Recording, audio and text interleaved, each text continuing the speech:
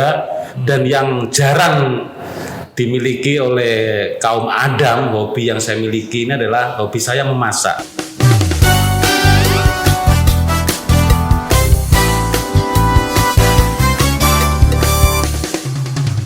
Assalamualaikum warahmatullahi wabarakatuh. Jumpa kembali teman pemilih.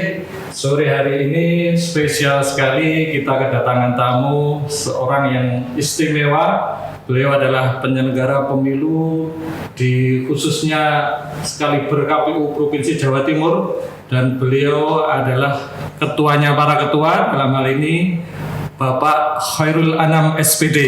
Selamat sore Bapak Khairul Anam. Oke, selamat sore. Assalamualaikum warahmatullahi wabarakatuh, teman pemilih Probolinggo. Siap. Masih semangat ya, meskipun sore-sore kami ajak podcast. Ya, insya Allah tetap semangat selalu ya. Siap. Baik teman pemilih, pada sore hari ini kita akan mengangkat satu tema, ya perbincangan ringan ya, soal profil beliau, kemudian juga kesehariannya dan juga hobinya barangkali, dan kemudian juga mungkin kisah singkat bagaimana kemudian beliau itu menuju KPU Jawa Timur. Nah ini luar biasa. Dulunya gimana ceritanya, sejarahnya kok bisa di KPU ini. Beliau juga seorang aktivis. Saya kira nanti akan bercerita panjang lebar. Nah kita langsung saja ke Pak Khairul Anam. Mas Khairul Anam ya, saya panggilnya Mas aja ya. Mas Anam aja. Mas Anam aja biar lebih rileks, lebih santai ya. Bisa diceritakan sejarah awal kemudian bisa di penyelenggara pemilu bagaimana? Monggo, silakan. Ya, kalau bicara terkait awal ya, jadi saya itu kebetulan menjadi mahasiswa di periode-periode reformasi ya. Jadi di tahun 97, 98, tentu hampir seluruh mahasiswa saat itu memiliki minat, memiliki ketertarikan terhadap kondisi sosial politik yang terjadi di bangsa ini ya. Tidak terkecuali saya sendiri. Kebetulan saat itu saya juga sudah aktif di HMJ maupun di UKM di kampus ya, hampir tiap hari ada pergulatan diskusi di internal kampus. Kemudian saat itu muncullah reformasi 98 ya. Jadi ikut juga saat itu ya, ikut demo turun ya. Meskipun saat itu ya masih sebagai massa ya, belum penggerak karena memang masih mahasiswa baru hitungannya. Tapi dari situ kemudian kita mengikuti betul bagaimana proses berdinamika di kondisi sosial politik yang begitu luar biasa saat itu. Dan setelah itu kemudian muncullah pemilu pertama pasca reformasi, pemilu tahun 99. Nah, kemudian di situ banyak senior-senior saya yang kemudian menjadi pemantau pemilu. Saat itu ada namanya ANFREL ya. ANFREL itu lembaga pemilu yang memang mengkhususkan mahasiswa, dan kemudian saya ikut bergabung di ANFREL tersebut, menjadi bagian dari pemantau pemilu dulu. Betul, dari pemantau pemilu ANFREL. Saat itu masih menjadi relawan ya, jadi kita diterjunkan di beberapa daerah. Saya sendiri saat itu meminta diterjunkan di Pasuruan Kabupaten karena rumah saya di Pasuruan. Ya, sehingga kemudian saya minta untuk diterjunkan di Kabupaten Pasuruan, memantau proses kampanye sampai proses pemungutan suara ya, dan sampai kemudian proses rekapitulasi di tingkat kecamatan. Sejak saat itu kemudian ketertarikan saya pada pemilu itu terus meningkat seiring juga dengan banyak perjumpaan, perkenalan dengan kawan-kawan stakeholder pemilu, sehingga kemudian tahun 2003 saya diminta untuk menjadi koordinator JPPR, Jaringan Pendidikan Pemilih untuk Rakyat.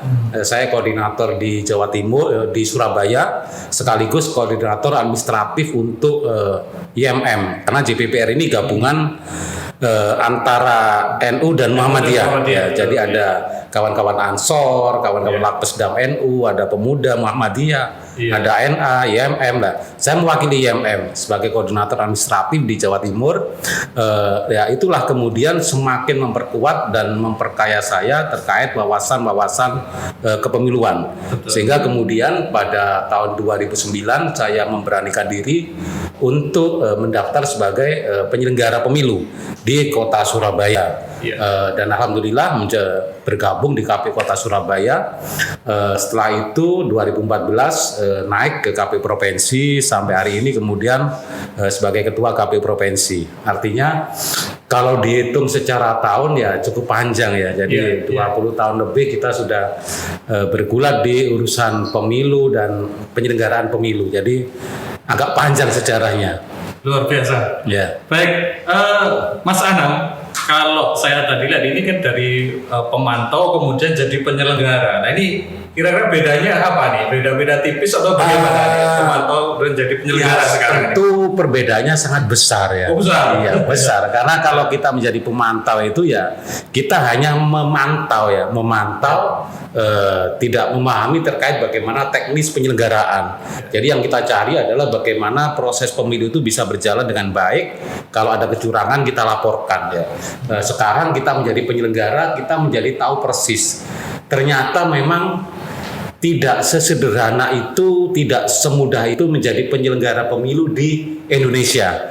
Ya, di Jawa Timur, di Indonesia dengan keberagaman pemilih ya, keberagaman suku, budaya, culture, agama, tingkat pendidikan ini tentu selalu menjadi tantangan. Dan dari periode pemilu ke periode pemilu itu juga memiliki dinamika yang berbeda.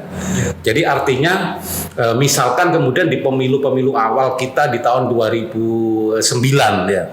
Saya mengalami periode pemilu pertama itu di tahun 2009, pemilu legislatif dan pemilu presiden. Saat itu yang muncul isu yang sangat besar adalah data pemilih. Jadi di tahun 2009 itu isu yang muncul adalah terkait isu terkait penggelembungan data pemilih siluman, pemilih fiktif, ini besar sekali. Sehingga saya ingat betul saat itu tahun 2009 pasca pemilu, kemudian DPR RI membentuk sebuah tim khusus untuk melakukan investigasi terkait data pemilih. Bahkan kemudian juga turun salah satunya ke Jawa Timur, ke Kota Surabaya untuk melakukan investigasi. Jadi itu isu-isu yang terjadi di awal-awal pemilu pasca reformasi ya. Kemudian yang terakhir kemarin kalau kita ingat misalkan di tahun 2014 ya, itu isu-isu terkait SARA ini yang begitu luar biasa ya. Kemudian di tahun 2019 juga sama, di samping isu SARA, tantangan kita yang terbesar di tahun 2019 kemarin adalah luar biasanya media sosial. Ya, sehingga kemudian hoax terkait pemilu, terkait pemilihan itu begitu dahsyat, begitu luar biasa. Betul. Ini sisi-sisi lain di luar sisi-sisi teknis pemilu. Artinya memang dari pemilu ke pemilu itu memiliki tantangan masing-masing ya. Disitulah mungkin juga satu sisi kami sebagai penyelenggara juga menjadi seolah-olah kemudian kita itu nggak boleh berhenti belajar. Karena dalam setiap periode kepemiluan tentu ada dinamika, ada problematika yang memang harus kita selesaikan. Dan alhamdulillah kalau saya melihat, tidak hanya melihat ya, saya melaksanakan selama ini, kita melihat proses pemilu di Indonesia ini juga semakin bagus, semakin baik ya. Jadi peningkatan yang luar biasa, terutama adalah terkait dimaksimalkannya atau optimalisasi penggunaan teknologi informasi. Ya, tentu ini menjadi sangat penting, menjadi catatan sejarah kita bahwa pemilu kita juga semakin bagus, partisipasi juga semakin baik secara kuantitas maupun secara kualitas, dan juga penggunaan teknologi informasi ini juga semakin masif dalam setiap tahapan pemilu. Ya, itu mungkin beberapa hal. Ya, terkait teknologi informasi menyambung ini Mas Anam. Penggunaan Sirekap ya ini nanti akan menjadi satu bentuk andalan dari KPU RI khususnya. Nah, nanti bagaimana penerapannya di KPU Jawa Timur khususnya ya, karena kita memang skupnya ada skup Jawa Timur, terkait mungkin kendala, tantangan dan sebagainya, bagaimana nanti penerapannya? Iya. Jadi Sirekap atau mungkin kalau dulu kita mengenal ada namanya situng ya. 2014 sudah diperkenalkan dengan Situng ya, sekarang Sirekap. Ini menjadi salah satu cara KPU RI agar pemilu kita ini tidak hanya semakin transparan atau terbuka, tapi juga semakin cepat dan ke depan ini keinginan KPU RI tidak hanya semakin terbuka, semakin cepat, tapi juga semakin menghemat. Artinya menghemat itu semakin memperkecil penggunaan kertas ya, berita acara. Jadi kalau kemarin di awal-awal pemilu kita menggunakan Situng itu konsepnya adalah dari TPS dibawa ke kecamatan dikumpulkan, diinventarisir, baru kemudian dibawa ke KPU. Kemudian kita scanning manual, kemudian kita entry secara manual ya. Kemudian kita publikasi. Sirekap ini memiliki kemajuan yang luar biasa. Jadi memangkas atau memotong proses dari TPS ke KPU ini terpangkas. Kenapa? Karena Sirekap ini langsung dilakukan oleh KPPS di tingkat TPS. Jadi secara gampangnya, sederhana, Sirekap yang kita lakukan kemarin di tahun 2020 Pilkada. Jadi KPPS ini ketika selesai proses penghitungan, mereka dipotret, kemudian dikirim ke server secara otomatis menggunakan teknologi OCR ya. OCR ini yang kemudian mendigitalisasi. Jadi dari gambar itu terdigitalisasi menjadi angka ya, sehingga kemudian angka ini otomatis terekap otomatis kemudian bisa dipublikasi ke publik. Nah ini yang dikatakan Sirekap, Sistem Informasi Rekapitulasi atau e-Rekap ya.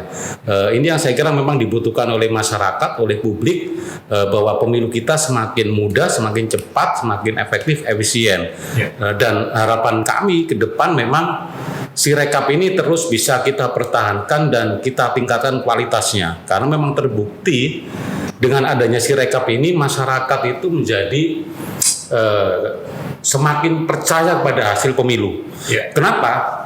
Isu yang berkembang selama ini ya, apalagi mulai zaman Orde Baru, bahkan kemarin sempat ramai isu ya di luar negeri, ada seorang profesor yang menyampaikan bahwa pemilu paling cepat itu di mana? Ada yang jawab di Amerika, di Eropa. Enggak, salah. Pemilu yang paling cepat itu di Indonesia. Loh kok bisa di Indonesia ya? Karena di Indonesia itu pemilu belum dimulai, hasilnya sudah ada. Nah, itu oleh orang luar seperti itu. Mereka tidak tahu bagaimana proses perubahan yang terjadi di Indonesia, pemilu di Indonesia hari ini. Jadi pemilu di Indonesia hari ini semuanya oleh KPU dilakukan secara terbuka, secara transparan. Publik bisa mengikuti, bisa mengawasi, mulai proses pendaftaran peserta pemilu, proses pemutakhiran data pemilih, semuanya kita terbuka. Makanya saya katakan tadi, di awal pasca reformasi di tahun 99, 2010, isunya yang berkembang adalah penggelembungan DPT fiktif, DPT siluman, macam-macam. Sekarang tidak ada. Isu itu hilang. Kenapa? Karena kita ada SIDALE, Sistem Informasi Data Pemilih, kita publikasi sehingga tidak ada lagi alasan isu-isu tersebut. Nah, ini yang mungkin publik di luar negeri sebagian tidak mengikuti. Nah, mereka tidak tahu bahwa dinamika proses pelaksanaan pemilu di Indonesia ini juga semakin bagus, semakin meningkat. Salah satunya ya adanya Sirekap tadi. Ya, jadi saat itu juga publik bisa mengetahui hasil pemilu. Tidak hanya mengetahui angka, tapi mengetahui berita acaranya, image-nya. Kemudian kalau ditanyakan kira-kira langkah-langkah KPU untuk semakin memperkuat itu apa? Ya, jadi kami sebagai bagian dari KPU RI kita sudah melakukan proses penentuan titik-titik ya. Jadi kemarin kita di Pilkada 2010 kita sudah melakukan proses penentuan titik-titik koordinat di semua TPS. Ini sudah kita tentukan, kemudian kita juga sudah melakukan uji sinyal ya. Jadi di seluruh Jawa Timur 19 kabupaten kota kita sudah melakukan uji sinyal, mana kemudian daerah yang sinyalnya lemah. Ini sudah kita inventarisir, sudah kita carikan solusinya. Jadi solusinya Sirekap ini tidak ada yang online, ada yang offline. Bagi yang kemudian susah sinyal, kemudian bisa mereka melakukan proses itu di kantor kelurahan atau kantor kecamatan di tempat-tempat yang ada sinyal. Kami juga sebagian kabupaten kota juga bekerja sama dengan pemerintah daerah untuk proses pengadaan hotspot di masing-masing desa. Ya, jadi ini sudah kita lakukan. Jadi proses-proses itu sudah selesai. Artinya untuk pemilu 2024 kita tinggal semakin memperkuat ya. Artinya optimis bahwa Sirekap bisa maksimal ya. Insya Allah pastilah, tergantung kemudian ya ini ada problem juga banyak masyarakat publik yang kemudian menanyakan ya kalau pilkada ini kan surat suaranya kecil sedikit ya, bagaimana dengan pemilu legislatif lah, ini yang menjadi PR kita bersama, bagaimana kemudian desain surat suara ini kemudian dilakukan ya, misalkan ya beberapa usulan dari KPU nanti desain surat suara ini cukup ada gambar partai politik, baru bawahnya ada satu kolom kecil ya untuk menulis nama caleg ya, sehingga di situ tidak lagi kemudian mencoblos tapi menulis. Ya, misalkan Partai Nanas baru calegnya saya pilih di situ, Mas Lukman misalkan. Nah, untuk mengetahui nama caleg di mana? Di depan TPS sudah ditempel daftar calonnya ya. Jadi kalau seperti itu tentu tetap akan memudahkan KPU untuk melakukan Sirekap. Tapi kalau kemudian di surat suara yang seperti kemarin itu juga tentu tim Sirekap juga harus mampu tetap beradaptasi dengan surat suara dan model pemilu yang begitu banyak calonnya. Mas Anam, ini kita sedikit melebar, tetapi ini ada korelasinya. Ini saya dengar-dengar Mas Anam ini termasuk klub mancing mania ini ya. Nah, ini kira-kira apa ini korelasinya kalau penyelenggara pemilu terus hobi mancing ini? Apakah nyari inspirasinya tuh sambil mancing itu ya, atau gimana ini monggo? Sebenarnya kalau hobi saya itu banyak ya. Jadi, salah satunya mancing ya. Jadi mancing itu kalau saya bisa tahan sehari full mancing 20 jam kuat ya. Bahkan tidak digondol, tidak dapat ikan juga biasa ya. Jadi karena memang hobi ya. Jadi melatih kesabaran. Kadang juga kita sering mendapatkan inspirasi, ide-ide ya saat mancing itu ya. Tapi juga saya punya banyak hobi juga lain yang saya geluti, misalkan pencak silat, saya juga pendekar juga dulu ya. Badminton, jadi juga sangat senang juga. Dan yang jarang dimiliki oleh kaum Adam, hobi yang saya miliki ini adalah hobi saya memasak. Wah, luar biasa. Jadi hampir setiap hari saya di rumah itu memasak ya. Jadi kalau di kantor ya seperti ini, tapi kalau sudah pulang ya pakai jadi koki. Kolor ya pakai masak ya. Jadi itu hobi yang mungkin kaum Adam jarang dimiliki. Jadi insya Allah kalau memasak apapun saya bisa. Luar biasa, ini sisi balik dari Ketua KPU Provinsi Jawa Timur. Dan masak saya itu anti pakai menggunakan bumbu-bumbu instan ya. Oh gitu. Ya, jadi semuanya harus pakai bumbu-bumbu yang alami yang fresh lah. Jadi kita anti bumbu instan. Luar biasa. Nah ini teman-teman pemilih, nanti kapan-kapan beliau kita akan menjadi chef ya. Baik, terakhir Mas Anam, barangkali ada closing statement, harapan-harapan, terutama ini menyongsong pemilu dan pemilihan tahun 2024. Mungkin optimismenya KPU Jawa Timur bagaimana nanti menghelat ya pemilu dan pemilihan tahun 2024 ini menjadi pemilihan yang luar biasa, yang sukses begitu. Monggo kiat-kiatnya maupun harapannya. Ya, kalau bicara kemudian apa yang harus kita lakukan ya, saya kira kalau bicara pemilu ini sudah menjadi core bisnis kita ya, hal yang memang tugas dan kewajiban kita ya. Tapi kemudian pertanyaannya kan sejauh mana kesiapan KPU Provinsi Jawa Timur untuk melaksanakan pemilu 2024 yang lebih berkualitas ya.